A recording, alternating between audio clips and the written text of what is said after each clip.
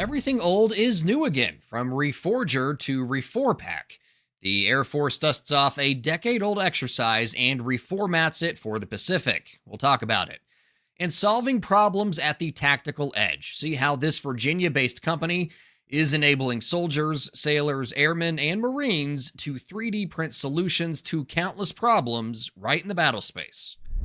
Hey folks, and welcome to another edition of Weapons and Warfare for Straight Arrow News. I'm your host, Ryan Robertson.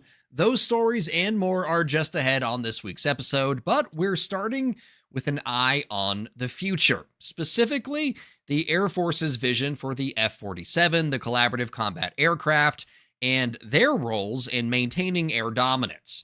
It's the subject of this week's debrief. Look at any modern military success the United States has achieved since World War II, and a few themes emerge. One of the most prominent is air dominance. Created as its own branch of service in 1947, the Air Force played a significant role in America's defense for nearly 8 decades. So, what do the next 77 years look like? To begin to answer that question, the Air Force's Director of Force Design, Integration, and Wargaming, Major General Joe Kunkel, sat down to talk about the F-47 collaborative combat aircraft and American air dominance in the 21st century. He says after more than 3 decades of focusing on the Middle East, the Air Force is taking a very hard look at itself, comparing it to the end of Vietnam and the start of the Cold War. We're looking at it going, wow, we're probably not the right size, we're probably not the right shape for this fight that we might have to fight against a different peer adversary. And so this force design has taken a different look. It's just like in the past, we're taking a look at the threat, and we're looking at how the threat impacts us, and we're designing to that. Part of that design is leaning heavily into developing the F-47.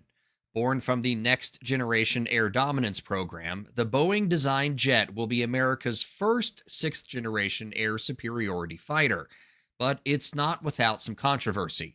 Frank Kendall, the Secretary of the Air Force during the Biden administration, publicly questioned the effort, citing cost, the eventual addition of CCAs to the force, and untapped potential in the current F-35 fleet. That's not a view shared by General Kunkel. The F-47, the NGAD before we called it the F-47, absolutely does matter and changes the character of the fight. I mean, it does. It doesn't change the character of the fight just for the Air Force, it changes it for the Joint Force. Right. You know, it allows us to get places, allows the Joint Force to get places where it otherwise couldn't. You know, it allows us to move closer to the adversary. It allows us to counter the adversary in ways we can't. With an expected combat radius of more than 1,100 miles and a top speed around Mach 2, the F-47 is expected to enter service sometime before 2029. That's around the same time as the Collaborative Combat Aircraft, also known as the CCA, is expected to fly into service as well. These unmanned machines are seen as one of the key next steps in the DoD's efforts to modernize the nation's defense. What CCA does in the fight is twofold. One, it provides affordable mass, but the other thing it does is it complicates the picture for an adversary.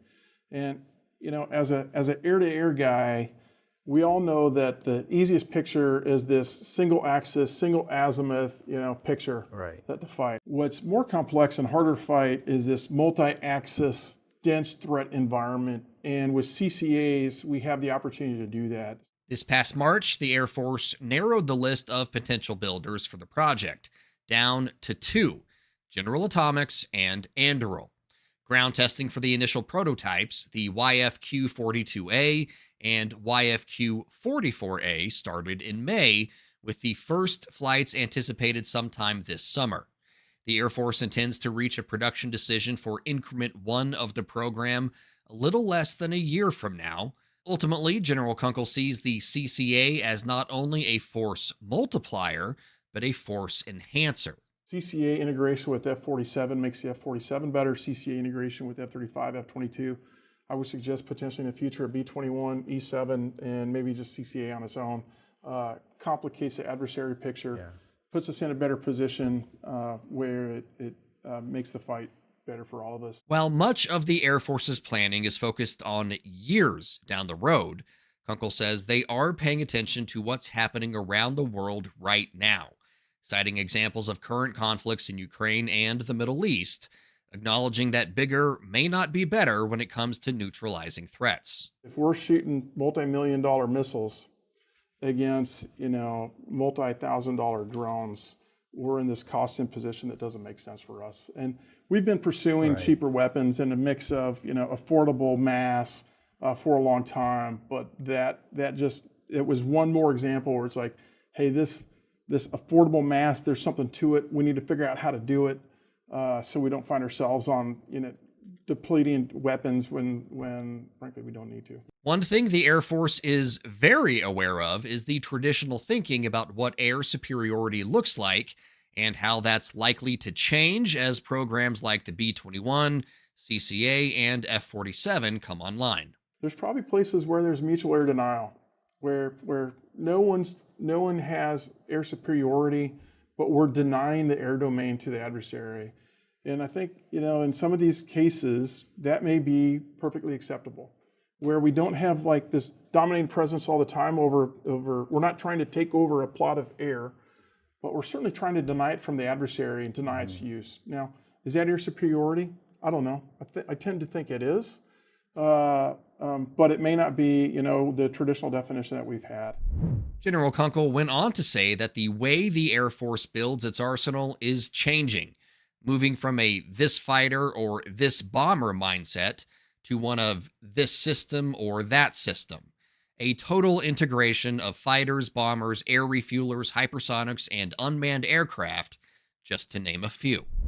We are on the verge of something great. We've got the right people in place to develop the right capabilities. We've figured out what it takes to win, and we are aggressively pursuing those things.